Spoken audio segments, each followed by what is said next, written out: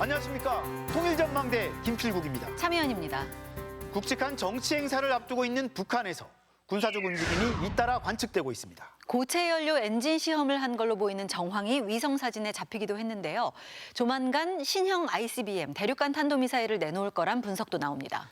위성 발사대 개조 공사를 하는 움직임도 포착됐다는데요. 김세로 기자, 하나씩 살펴볼까요? 네, 최근 미국의 한 연구기관이 공개한 함경남도 함주군 마군포 로켓 엔진 시험장 위성 사진부터 보시겠습니다. 원 안에 검은색으로 그을린 듯한 흔적이 식별되는데요. 주변에 있는 수평 엔진 시험대에서 뿜어져 나온 강한 화염에 지표면의 흙이 120m 정도 드러난 걸로 보입니다. 전문가들은 이런 정황이 고체 연료 엔진 시험을 한 것으로 보인다고 추정했고, 우리 군도 마군포 로켓 엔진 시험장 일대를 예의주시하고 있습니다. 한미 정보당국은 관련 동향에 대해서 면밀히 주시하고 있으며 인원 및 차량 등의 움직임에 대해서 유심히 관찰하고 있습니다. 네, 조만간 추가적인 군사적 동향이 있을 수도 있겠군요. 네, 북한은 얼마 전 전원회의에서 신형 ICBM 체계를 개발할 거라 공언했었는데요.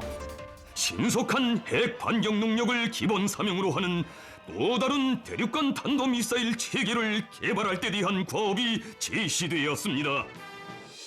고체 연료를 기반으로 하는 ICBM을 개발하겠다는 의미로 해석됐습니다.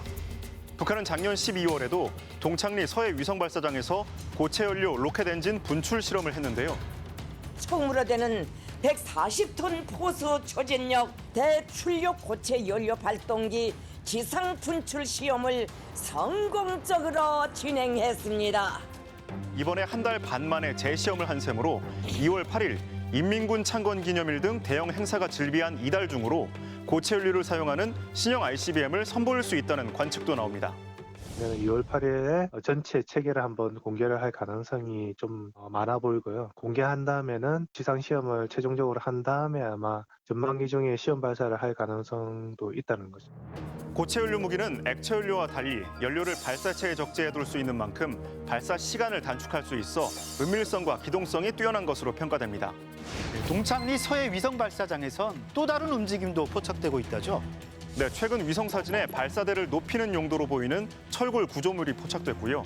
강한 엔진 화염을 견디기 위한 걸로 추정되는 발사대 링도 타워 앞에 놓여 설치를 앞두고 있습니다. 발사대를 높인다는 건 발사체의 크기가 더 커지고 추력은 더 높아진다는 걸 의미하는데요. 화성 17형에 쓰이는 엔진 체계를 기존 은하 로켓이 아니라 새로운 발사체에 적용하기 위한 공사란 분석도 나옵니다. F-산 엔진 4개짜리 있잖아요. 쌍둥이 엔진 2세트. 그거를 쏠 거예요. 새로운 발사대가 지금 필요한 거고, 그래서 기존에 있는 발사대를 더 확장 공사를 할 거예요, 아마. 지난해 말 고체 연료 실험을 했던 시험대 북쪽에선 다른 공사 정황도 포착됐는데 고체 연료 시험장을 추가로 건설하는 게 아니냐는 관측도 나옵니다. 북한이 올해 4월까지 군사정찰 위성 1호기 준비를 끝낼 거라 예고했던 만큼 우리 군은 관련 동향도 면밀히 주시하고 있습니다. 네. 이런 가운데 최근 북한 매체는 청년들이 대거 평양으로 몰려들고 있다는 소식을 중요하게 전하고 있습니다. 네, 스스로 자원했다고 강조하는데요. 10만 명 가까운 청년들이 모두 건설 현장에 투입됐다면서요? 네, 지난 연말 전원회의 이후 어렵고 힘든 곳에서 일하겠다며 탄원하는 청년들이 늘고 있다고 선전하는데요. 자립지 분선에 출입하기 하여 수도 평양으로 출발하겠습니다. 청년들이 탄원서에 이름을 써넣으며 결의를 다지고 주민들은 꽃다발을 걸어주며 청년들을 배웅합니다. 당내 부상과 의도를 맨 앞장에서 받들어 나가는 애국 청년으로 준비하기 위해 영천건설대에 탄원하게 됐습니다. 북한 매체가 밝힌 탄원 인원은 1월 한 달간 약 10만 명, 이 중 9만여 명이 평양의 건설 현장으로 갔다고 합니다. 예전에는 오지로 많이 갔는데 올해는 대부분이 평양으로 탄원해 갔네요. 네, 각지의 탄광이나 발전소에서 일하겠다 자원한 이들도 있다는데 평양으로 간 인원이 압도적으로 많습니다. 북한이 올해 주요 과업으로 평양 살림집 건설을 꼽은 만큼 조속히 성과를 내겠다는 의지에 따른 결과로 보이는데요. 지난해 2월 착공한 평양 화성지구 만세대 건설 사업이 아직 준공 전이고 최근엔 또 3,700세대에 달하는 새 거리를 만들겠다는 목표를 내놓기도 했습니다.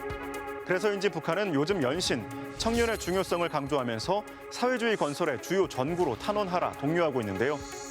평양시의 새로 1도선은 새거리 건설에서 강원도 정신의 창조의 용의를 다시 한번 힘있게 떨칠 요리를 안고 부족한 노동력을 청년으로 채우기 위해 애국심을 부추기면서 결속을 다지고 가시적인 경제적 성과도 창출하겠다는 조치로 풀이됩니다. 네, 애국심을 강조하면서 희생을 독려하는 움직임이 계속되고 있군요. 지난 1일에는 북한의 농민단체 농업근로자동맹 전원회의가 열렸는데요. 각 지역 농민 조직이 군인이 먹을 식량을 헌납하는 등의 운동을 활발하게 벌여야 한다고 강조했습니다. 쌀을 헌납해 군사력 강화에 기여하라 독려한 건데요. 북한 식량 배급 체계상 먼저 군과 당에 배급되는데 이마저 부족한 게 아니냐는 분석도 나옵니다. 원래 추수기에 가장 먼저 식량을 확보하는 게 군입니다. 그 다음에 이제 국가기관 인민인데 지금 가장 먼저 식량을 확보한 군까지 식량난에 시달리고 있다는 게 바로 군에 대한 애국미 원군 운동이다 이렇게 볼 수 있거든요. 네, 다른 소식도 알아볼까요? 북한이 각국 지도자한테서 받은 선물을 소개하는 화보집을 냈다죠? 네, 북한 외국문 출판사가 김정일 전 국방위원장이 받은 선물을 사진첩으로 발간했는데요. 2000년 5월 장쩌민 전 주석에게서 받은 수혜 작품 등 주로 중국, 러시아 등의 우방국에서 받은 선물이 담겼습니다.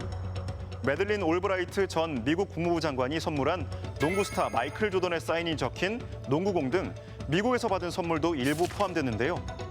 지난 2000년과 2007년 남북 정상회담 당시 우리 측이 건넨 선물은 한 점도 실리지 않아서 불편한 남북 관계가 반영된 걸로 풀이됩니다. 김세로 기자, 수고했습니다.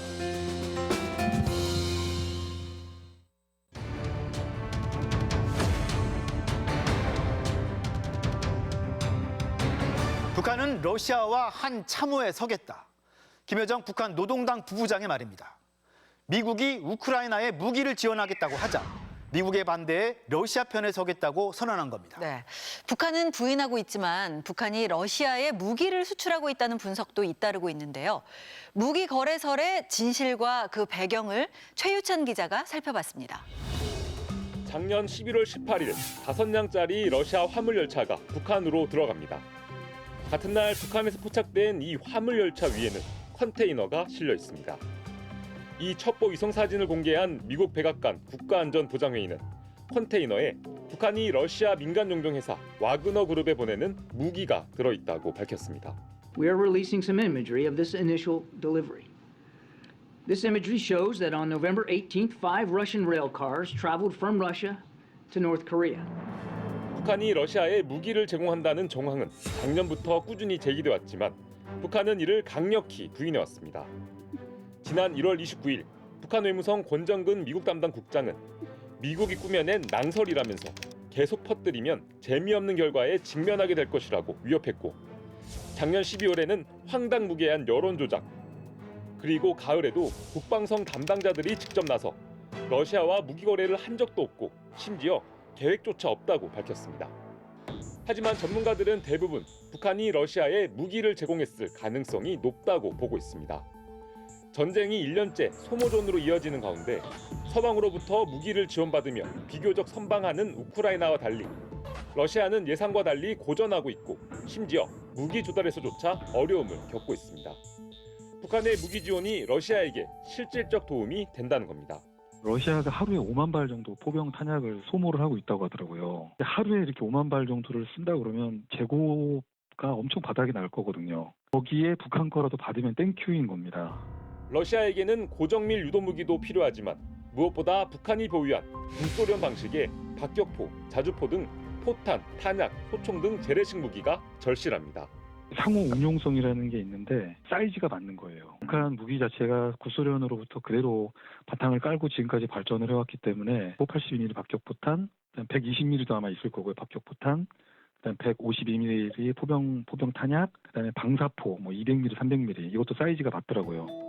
과거에 북한이 러시아로부터 사들인 무기를 웃돈 붙여 되팔았을 가능성까지 제기됩니다.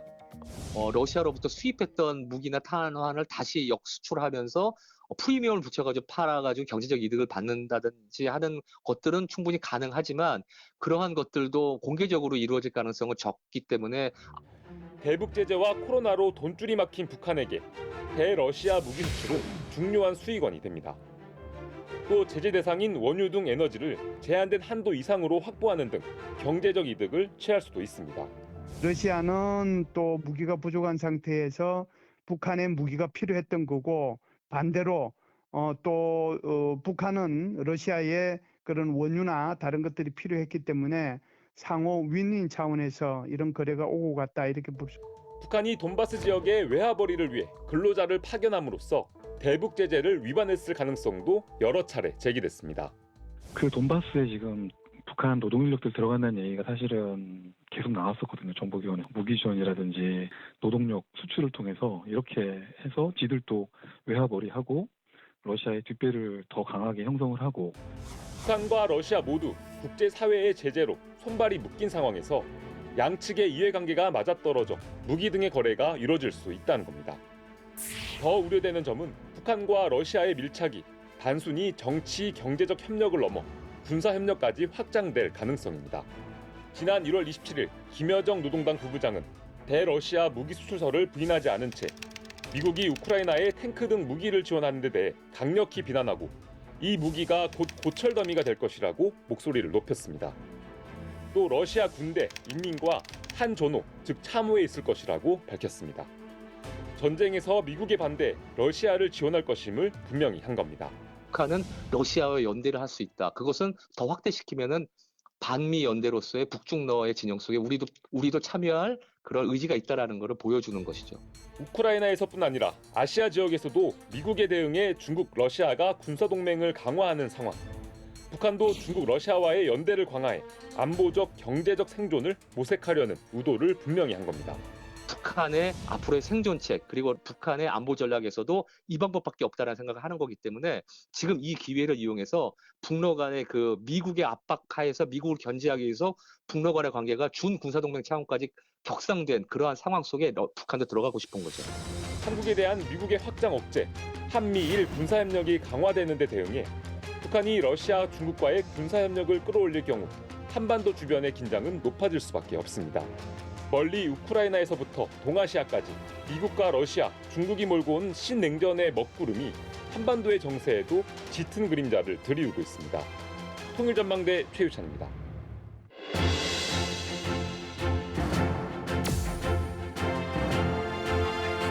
요즘 북한 TV에는 애국이란 말이 자주 등장한다고 합니다. 다양한 애국 운동도 독려한다는데 어떤 운동인지 배경은 뭔지 알아보겠습니다. 네, 함께 하실 두 분입니다. 어서 오세요. 안녕하세요.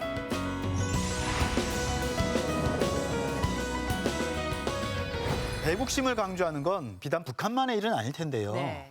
그런데 요즘 북한이 강조하는 애국, 이른바 북한식 애국 운동은 우리가 생각하는 개념하고는 좀 다른 것 같습니다. 네, 남쪽이나 북쪽이나 이제 사전적 의미에서는 애국이란 말을 거의 동일하게 쓰고 있다고 보시면 되는데, 근데 이게 사회적으로 통용될 때의 의미는 기본적으로 사회주의 노력 경쟁이라든가 또는 이제 주민들 사상적으로 단속한다든가 애국심을 고취시켜서 뭔가 헌납을 받아낸다든가 이제 다양한 용도로 사실 정책적인 활용을 위해서 이제 썼고, 그리고 이걸 굉장히 광범위하게 주민들에게 전파를 하려고 하는 그런 용어로 이제 쓰였다고 보시면 될 것 같습니다. 네. 사실상 거부하기가 매우 어려운 그런 단어이고 사회적으로 굉장히 다양한 방식으로 이제 통용이 되고 있습니다.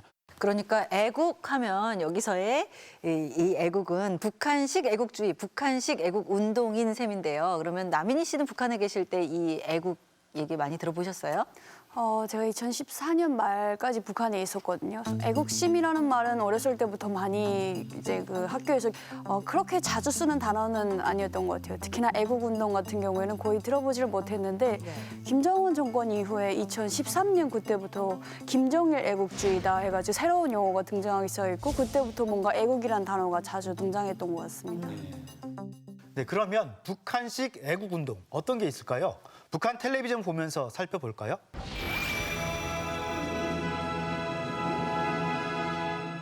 바로 이 쌀로부터 나라의 모든 것이 시작되고 모든 것이 달려있다는 것입니다.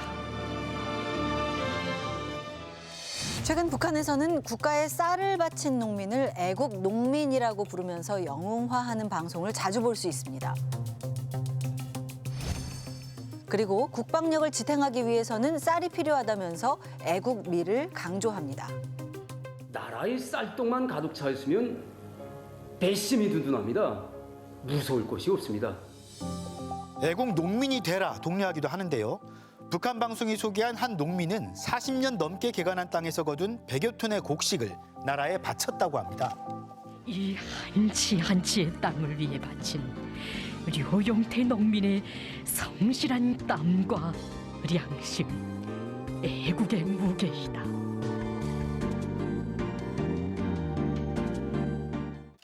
나라에 쌀을 바치는 농민을 애국 농민이라고 하고 또 나라에 쌀을 바치는 것을 애국미 헌납운동이라고 한다는데요. 이게 지금 시작된 게 아니라 역사가 꽤 깊다고요? 예, 그렇습니다. 1946년이죠. 일종의 약간 스토리가 있습니다. 황해 남도에 있는 해주 지역이죠. 해주 지역의 한 농민이 국가에게 쌀을 갖다가 자발적으로 주면서 어려운 국가 재정에 도움이 됐으면 좋겠다라고 이제 바친 거예요. 근데 이제 이게 실제 했던 얘기인지는 이제 우리가 역사적 고증이 필요한 부분이 있지만 북한이 어쨌든 정부가 상당부 이 스토리를 잘 활용해서 그 이후에 애국미라는 것들을 다양한 방식으로 이제 해왔는데 예를 들면 이렇습니다. 이거 아예 배급 자체를 떼고 주는 거죠. 이제 그런 용도로 떼고 그 위에는 이제 아예 농장 단위로 군량비를 뗀다든가 이런 식으로 해서 계속적으로 식량을 떼는 과정이 있었는데 이게 다 애국미 명목으로 이제 계속 확대 발전이 된 거죠. 처음엔 농민으로부터 시작했는데 이제 일반 주민, 사무원까지 이제 확장이 되면서 전국적인 이제 어떤 붐을 이루게 되죠. 참 이 뉴스를 보면서 되게 농민들한테 쌀이 어디 있지라는 생각을 했었고 어차피 1년 동안 농사에서 수확한 쌀을 국가가 뭐 수매라는 명목으로 아주 싼 값에 거의 뭐 공짜로 가져가는 거나 다름이 없게 그렇게 가져가는데 또 이제 애국미로 쌀을 내라라고 하는 거는 거의 뭐 좋게 말할 때 내놔 이런 뜻이 아닌가 그냥 강제로 가져가지 못해서 좀 좋게 얘기하는 게 아닌가 이런 생각을 많이 했던 것 같아요. 네. 북한에는 이런 애국 운동이 다양합니다.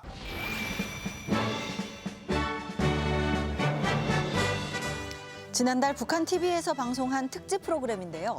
북한식 애국 운동의 역사를 소개합니다.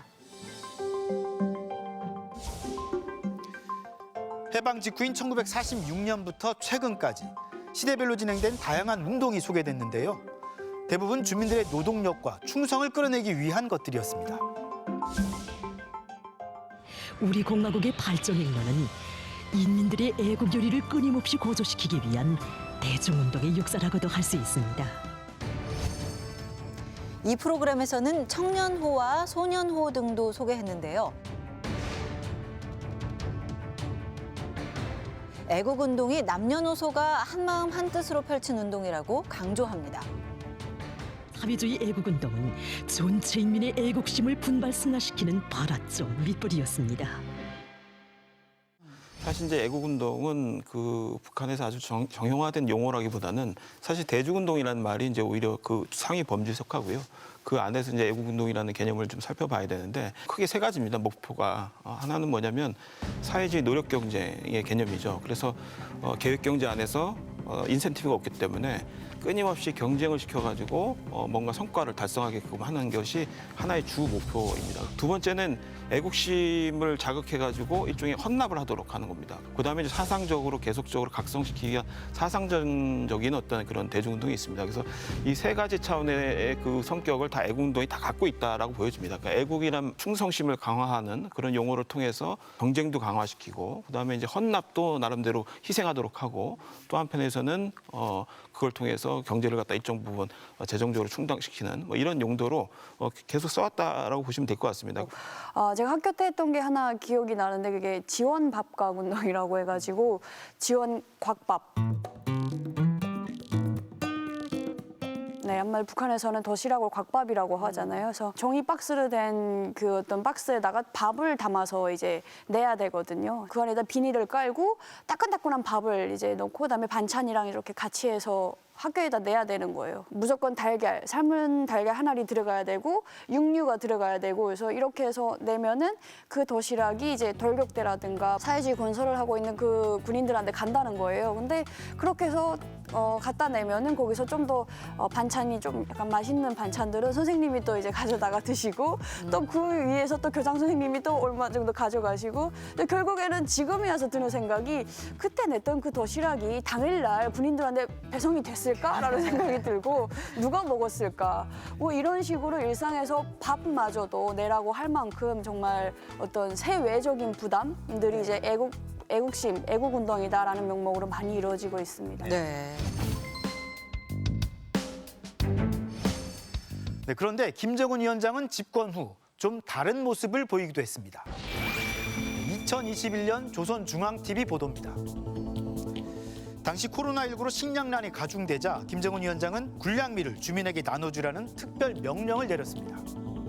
총비서동지께서는 인민 생활 안정에 조금이라도 이바지하려는 중심으로 친히 서명하신 특별 명령서를 발령하셨습니다. 2012년에는 자강도에서 동상을 관리하는 군인들을 위해 주민들이 보낸 쌀 100톤을 인민과 아동들에게 전해주라고 했다는 소식이 보도되기도 했습니다. 고맙습니다. 정말 고맙습니다. 그러나 이 문제는 성의로만 받고 부결합니다. 쌀을 주민에게 나눠주라고 했다가 이번에는 나라에 바쳐라 이렇게 하는 거잖아요. 속사정이 있을까요? 최근에 이제 김정은 시대 와서는 사실 이런 대중운동, 애국운동이 사실상 인구사회적인 변화 때문에 잘 먹히지 않는데 다시 이걸 소환했다는 것은 상당 부분 지금 생활이 굉장히 어렵다. 북한이 기존의 고강도의 대북 제재나 자연재해로 인한 여러 가지 어려움 속에 한꺼풀 더 굉장히 어려운 상황에 이제 직면해 있었던 것이죠. 북중 교육이라든가 다양한 교육을 통해서 들어올 수 있는 물자라든가 다양한 교육의 어떤 그 내용들이 다 중단이 됐다는 얘기가 되거든요. 내부에서 계속적으로 그 물자의 공급에 이제 한계를 갖게 되고 이제 그 과정에서 국가가 어떻든 그 경제를 운영하려면은 쥐어짜야 되는 거죠. 그러니까 결국은 예전의 방식으로 계속 돌아가서 주민들을 결속하거나 국민들의 희생에 강요할 수밖에 없는 상황이다. 그래서 경제적인 어려움이 가장 큰 배경이라고 볼 수 있을 것 같습니다. 사실 이제 북한의 젊은 세대들에게도 애국심을 좀 더 호소하기가 좀 더 편하지 않을까라는 생각이 드는데요. 젊은 친구들한테는 개인 숭배가 이제는 조금 좀 식상해지지 않았나. 그러다 보니까 젊은 세대들에게도 뭔가 애국심을 좀 더 애국심에 호소하는 게 받아들여지기 좀 쉬워지고 이렇게 되다 보니까 그런 애국주의, 애국심과 이제 김정일에 대한 어떤 김정일, 김정은이라든가 지도자에 대한 어떤 그 숭배, 우상화를 같이 결부시켜서 어찌 보면은 사상교양 방식이 젊은 세대에 대한 사상교양 방식도 많이 변화하고 있다 이렇게 볼 수 있을 것 같습니다. 네. 애국이며 개인 숭배며 모두 굉장히 시대착오적인 단어들이잖아요. 이런 상황에서 더더욱 애국운동 전략이 과연 성공할 수 있을까요? 어떻게 생각하세요? 과도적으로 본다면은 어느 정도 이제 버티는 전략으로서는 유의미하다고 볼 수도 있습니다. 인구 사회학적으로 북한 주민의 사회 구성이 굉장히 많이 바뀌었어요. 그 많이 바뀌었다는 건 뭐냐면은 과거에 이런 소위 대중운동이나 애국운동에 소위 이제 의존했던 그런 경험 자체가 없는 세대들이 대부분이에요. 시장 세대들인 거죠. 근데 이 시장 세대들이 과연 이제 이런 식의 관행을 얼마나 잘 수용할지도 이제 미지수고, 그리고 이제 예전에 이제 속도전이라든가 다양한 경쟁운동 또 이런 애국운동을 해봤지만 대체적으로 초기에 잠깐 반짝하고 이후에는 속도전이면 느린 속도전. 이런 얘기가 나올 정도로 사실 관해가 되는 거죠. 북한이 지금 당장 어려워서 북중 관계 또 그러니까 북중 무역이 어느 정도 정상화될 때까지는 이런 방식으로 미봉책을 쓰지만 이게 이제 장기적으로 쓰이기에는 매우 부적절한 정책이다 이렇게 보면 될 것 같습니다. 네.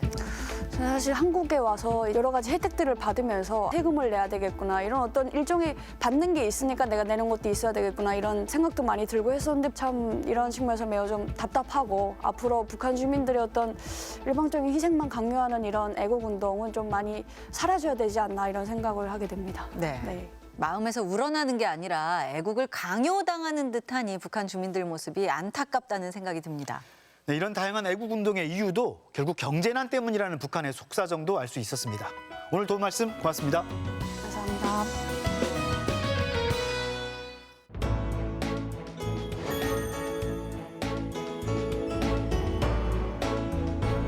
탈북민이 우리나라에 처음 오면 정착 교육을 받죠. 여성들은 경기도 안성의 하나원에서, 또 남성들은 강원도 화천에 있는 제2하나원에서 교육을 받는다고 합니다. 네, 탈북민들에게는 이곳이 남한 고향집이라고 할 수 있는데요.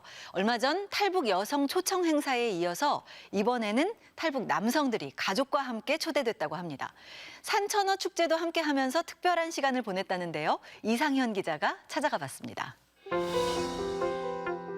북한이 지척인 남북 접경 지역 강원도 화천에 10년 전 들어선 제2하나원. 남한에 오면 탈북 여성들이 경기도 안성의 하나원에서 정착 교육을 받아야 하는 것처럼 탈북 남성들은 이곳 제2하나원에서 석 달간 교육을 받게 됩니다. 이곳 제2하나원 한켠엔 제 뒤에 보시는 것처럼 직종체험 교육장이 마련되어 있습니다. 탈북 남성들을 위한 시설인 만큼 중장비 교육 등에 초점이 맞춰져 있습니다.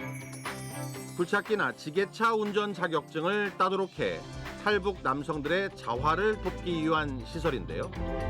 자동차 운전면허 시험에 대비한 첨단 장비와 각종 운동기구들이 놓여져 있는 체력 단련실도 갖추고 있었습니다. 면허증도 따고 그래서는 여기 한국에 와서 내가 힘차게 일을 좀 보다 가려고 빨리 해서 들어갔는데 뭐 한 달에 생활비가 많이 타고 좋습니다. 지난해 말 안성 하나원에서 탈북 여성들의 초청 행사 친정집 나들이가 열린 데 이어 지난 주말엔 탈북 남성들이 이 남한 고향집 화천의 제2하나원에 초청됐습니다. 지난 날 좀 추억하시고 서로 만나기도 하시고 그렇게 해서 이제 마음의 안정을 얻고 삶의 활력을 얻는 그런 계기를 마련하고자 저희가 이 행사를 준비했습니다. 수료 이후 처음으로 이곳을 다시 찾은 탈북민들은 남한에서의 첫 기억을 곱씹으며 남다른 감회에 빠졌고 그 가족들 역시 남편, 아빠의 남한 고향집 방문에 마음이 훈훈해졌습니다. 신랑이 너무 좋아해요. 네. 막 여기가 맞다 그러고 네. 원래 처음에 신청할 때는 긴가민가 하더니 오는데 너무 설레하는 게 보여요. 아이들을 위한 마술쇼. 나요, 땡겼다가 나요. 그거가 이렇게 하는 거예요. 탈북 예술인들의 공연.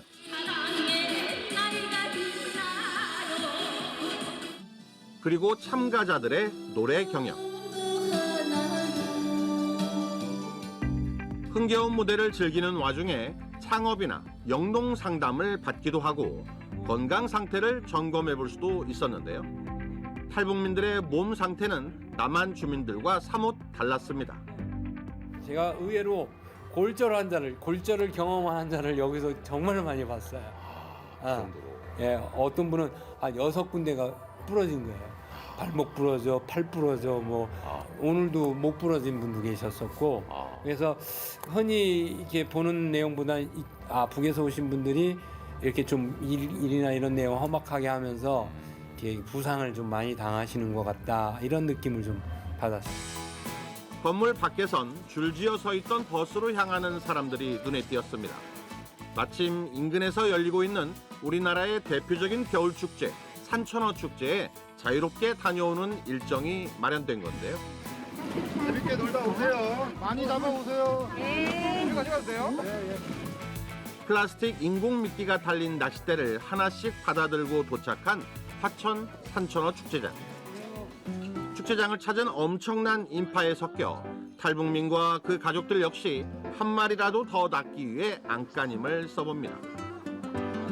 각자 탈북 이후 남한에서 처음 만났고 8년 전엔 부부의 연을 맺게 됐다는 중년의 커플. 어떻게 하냐? 이게 쭉 되면 이게 들어오잖아. 이게 땅에 대었잖아. 그래서 조금 키우란 말이야, 한 이 정도. 그리고 어린 딸들과 함께 온 탈북 남성도 있었는데요. 아빠의 무게감 때문이었을까요? 땀까지 흘리며 선보인 화려한 동작으로 시선을 사로잡았습니다. 아니야, 이렇게 하지 않으면 안 걸려. 아빠가 제일 열심히 하는 것 같아. 고향인 북한 양강도 백두산 쪽에서 산천어를 잡은 경험이 많다던 두 딸 아이의 아빠. 산천어. 이거 살려면 백두산. 이거 보고 강도 낚시.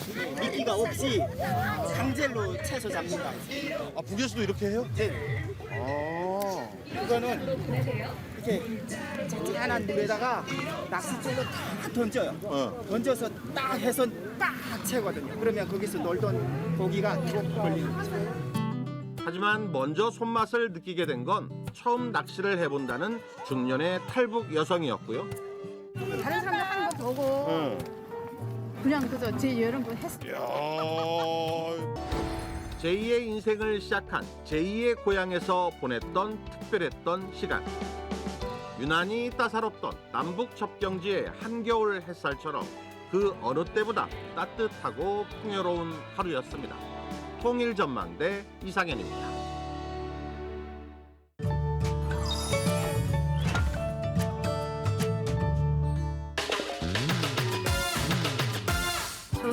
사실 아니면 약간 조장사? 약간 이런 걸 같긴 한데.